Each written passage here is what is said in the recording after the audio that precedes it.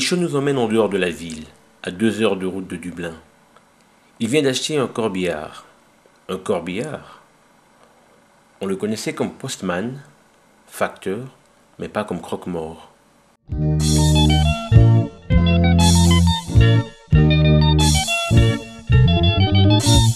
Que se passe-t-il? Il vient de se lancer dans l'exploitation des corbillards. De postman à croque-mort. Il n'y a qu'un pas que Michaud vient de franchir sans avoir froid au dos. Michaud nous apprend qu'il vient de se lancer dans l'exploitation des corbillards à Kinshasa. Dans cette ville d'environ 10 millions d'habitants, le marché est grand. Mais d'où lui est venue cette idée macabre? Jour où on a la pompe essence, la station essence, il y a 24 boulevards. On a la station, on a un pétrole dans le car. Alors, mais c'est moi qui ai le bilan qui mon frère, bonjour, bonjour, on a la télé, et tu vas solo la moutouana. Quand tu vas solo la moutouana, tu solo li. Aïe, le balanga binangaï. Mon frère, courage. Le Congo a besoin de vous. Tu sais, si on a côté na qui inga pe na kenanga. Si mutu nanga comment on salanga bi comment mutu le balanga ki le Congo a besoin de vous. Donc ngapi mission de na le Congo a besoin nanga ko. Donc à la nage mission nanga na télé. C'est pour cela ben nanga ndengwana. Et en tout cas eloko ani tungi saki mutu nanga. Jour moko na betika ka tour ndenga la mesala nga otamla na Kinshasa. Na kenana ba banlier moko be na otambola. Oh. Na mona bande ko ba ke kunda ebembe. Batie bembe na pusu. Batie bembe na pusu ba ke kunda bembe. En tout cas ça nga mawa. Et longo eleki nango. Après une semaine, na bete tout côté mususu. Koke nazo kende kaka, na moni bato baza koya. Bato bazoya ba ke kunda be bazumba banzembo. Na temsi na kar pembeni, na kiti na ngai na telemi na otala, bazo kende bembe na makolo. Ba memi cercle na makolo.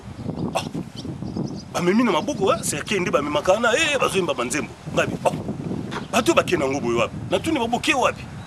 Oh no bake kunde bembe ngabi. Mais si métier ya musika ti. Oh likambute ngabi. Bo pourquoi botie na corbière ti. Babi na yebte ba corbière comme cher banini ngabi bon. Na donc tant on continue à car non qui sous le bamouton ben que le Congo a besoin de vous. Ngabi.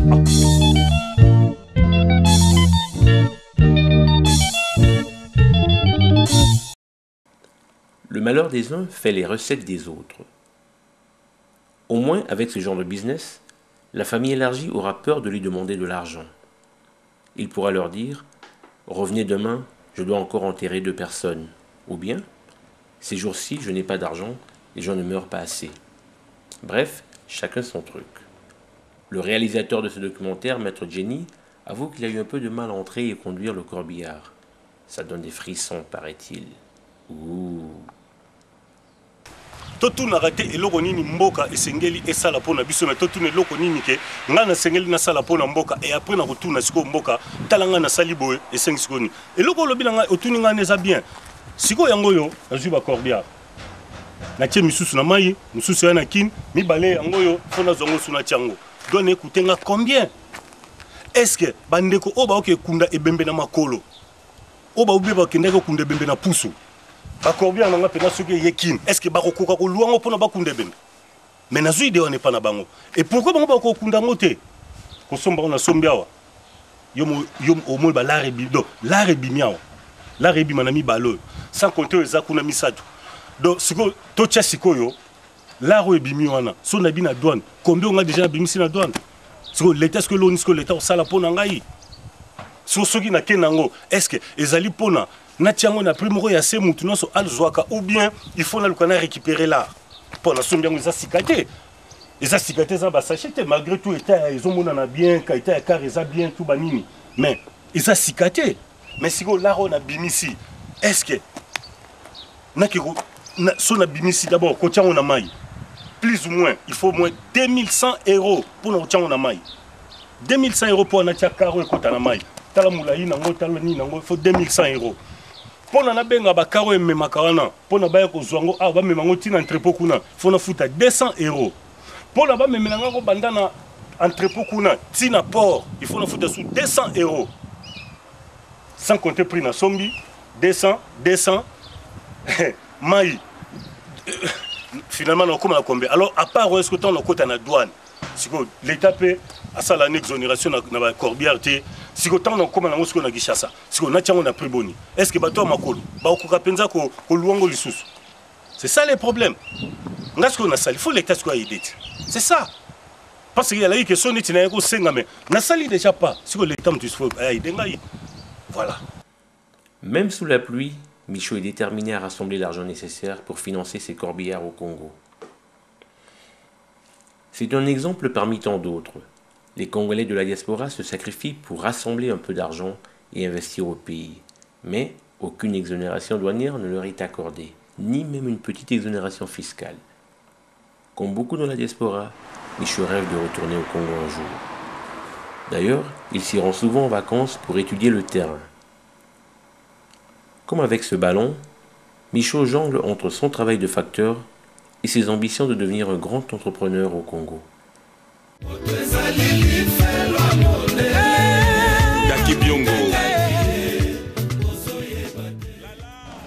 Ouais bon, si vous mususu yango yo, donc mususu yango moko eza kuna, o eza mususu, o eza Volvo.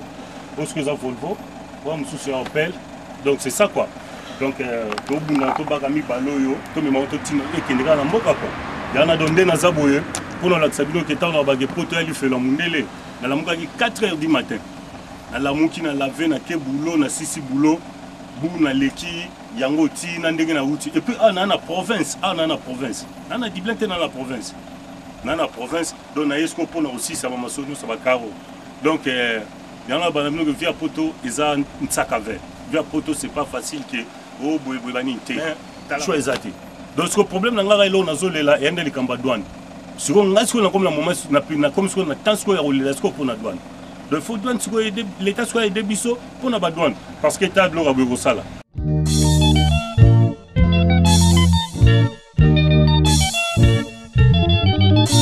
Quand même 5.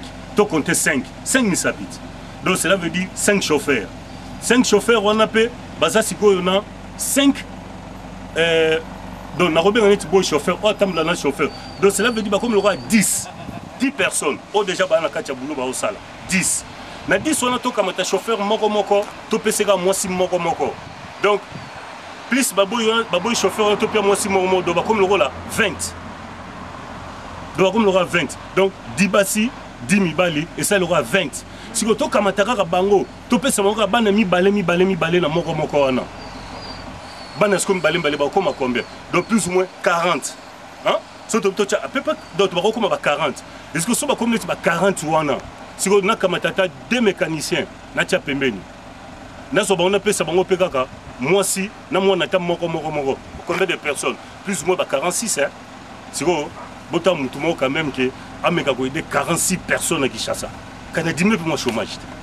Donc la vie est arabe bitumba. Donc tu bundara ti to gagner, c'est ça.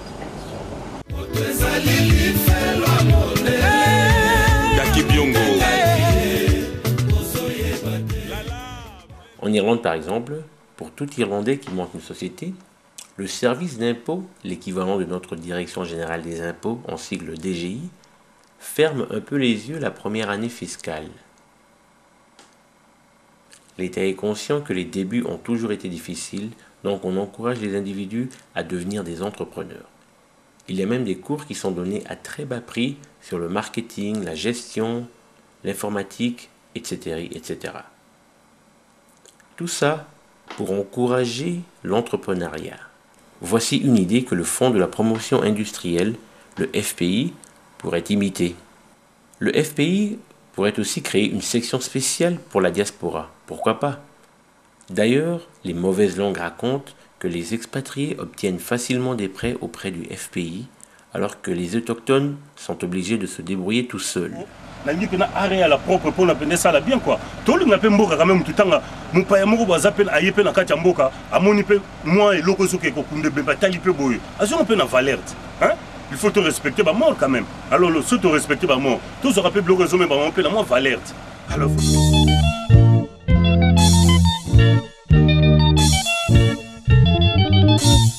exact que nous surtout azana poto azara congolais.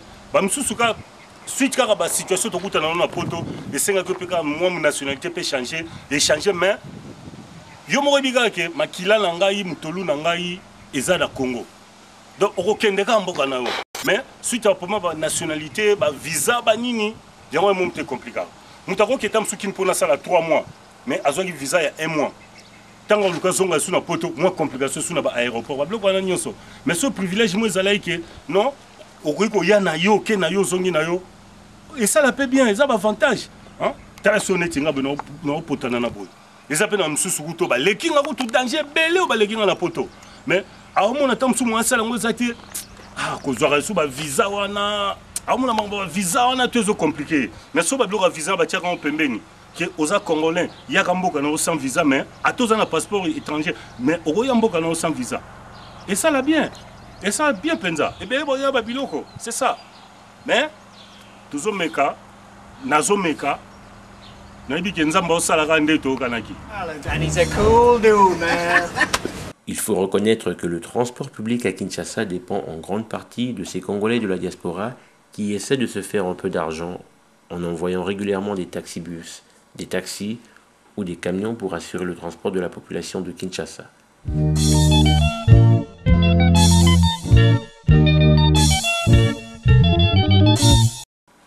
Comme souvent après le travail, Michaud prend le temps de s'amuser avec ses enfants. Aujourd'hui, ils sont dans un parc de son quartier. Ces enfants, nés dans la diaspora, sont-ils des Congolais? Ils doivent choisir entre la nationalité de leurs parents et celui de leur pays d'adoption. Michaud s'efforce de parler à ses enfants en lingala pour leur léguer une identité culturelle. Papa Nangai Azana Congo, papa Naye Akwa. Zami na papa Nangai Akena Matanga Naye. Lelo Nakolia Semun Nandaku na Ponduna Nikoso na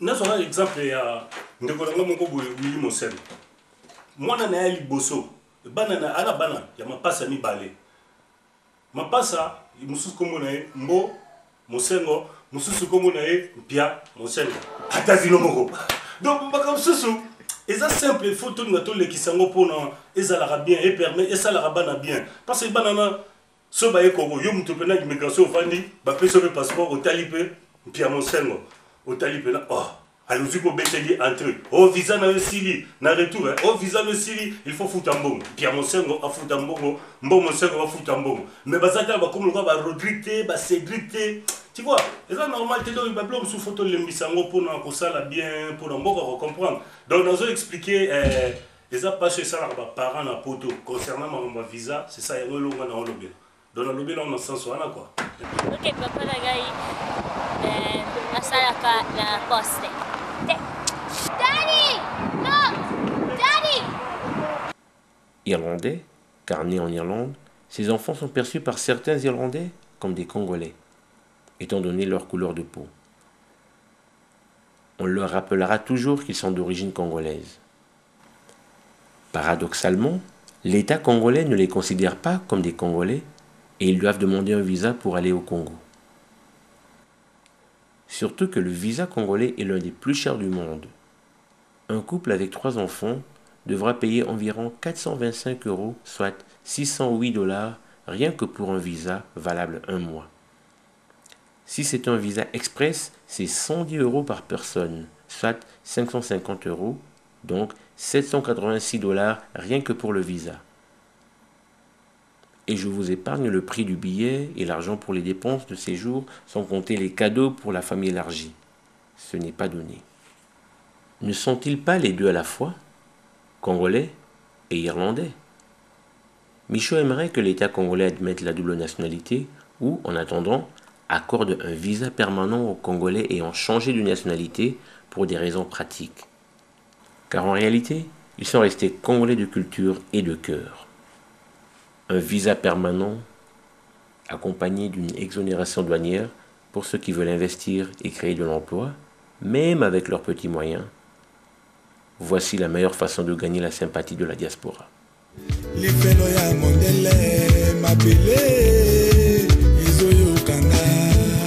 Un Congolais Zolinga qui est na Congo parce qu'il a changé de nationalité. Oh, lettre hôtel de ville. Basu lettre hôtel de ville au Kinshasa et yé. Tant que mukandane les sous communes, si vous avez un formulaire ça là. Aussi sur ça, visa d'abord il y a 1 mois, 85 €. Visa il y a 2 mois, 125 € je crois, 125.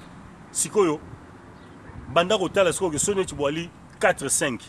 Futa tika avion.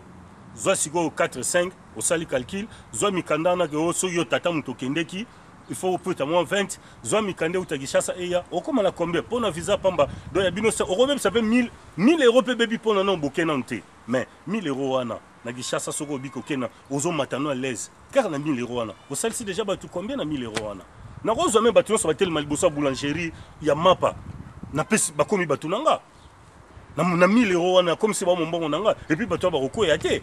Mais tozo bimisanga rabe na rien ko futa nango ba ticket et puis tango ya suna tika avion lisusu kutu wangu ma uta olobezate marato finalement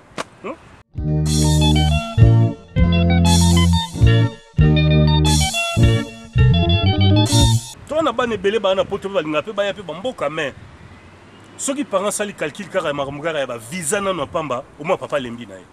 Mais si on m'a visé à l'AIT, et au poussé papa pas mais ma banane ne barre pas mon avambo na biso. Pour la poto mundele palingi ba mundele benga mutu mundu. Yo kuna mutu mundu benga ndeko no mutu mundu mundele. Pona nini? Pona raza na passeport.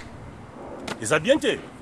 Soki na sali eloko na ya Corbia nazolo bango parce que oyo na monaki yango mutu sala kingai yango mutu tindi ngai na sala yango. Na sala on a sentiment na ngati. Au sein de mbongo. Bon, enfin, mutu no surtout pas bimsa kaluka ke côté, mais est-il que idée wana d'abord pona na ko kansaki na sala pona mbongo. Ya lina liboso ke mawo sala kinga na ko mona ona monaki et puis comme le Congo a besoin de nous, faut travailler pour le Congo parce que le Congo a besoin de nous. Voilà. D'abord, la faire voir Batou. Et là on y nga Micho na sala na poto et là on y na zolinga na sala na Kinshasa. J'espère qu'il va y des belé et oya na ngona sima. Et là, comme conseil que tu es Congolais, il faut que tout ça pour le Congo a besoin de nous. Donc, il faut contribuer au Congo pour le Congo et Kenya. Et là, on a aussi un gouvernement, mais quand il y a des Congolais ou des étrangers, on simplifie au moins les visa pour que paix bien les Congolais. C'est que l'on le bloc est très nécessaire pour nous, en tout cas. Le gouvernement sera qui bison dans le bloc et aussi la paix bien pour nous et permettre à nous d'investir. Parce que les gens sont et là, on a un avantage que un Congolais a zoa, les loyoke, les Libanais comme pourquoi? Parce que tout le monde télémé la biloko wana, bazo yate. Alors, mais ceux qui m'ont un visa tam susuke, ils l'ont au monde qui avantage est belé biso mo torozal torozango et puis torosala pour l'amboka na biso. Voilà quoi. Kaki Biongo. Lala, bel visiteur.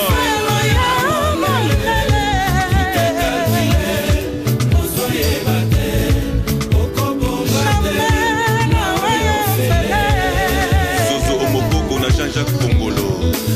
Natanga bakelasi kuna nakini. Ah, beba mawa. Na poto akoma mayuya fote na yete lifelo ya mondele mabele.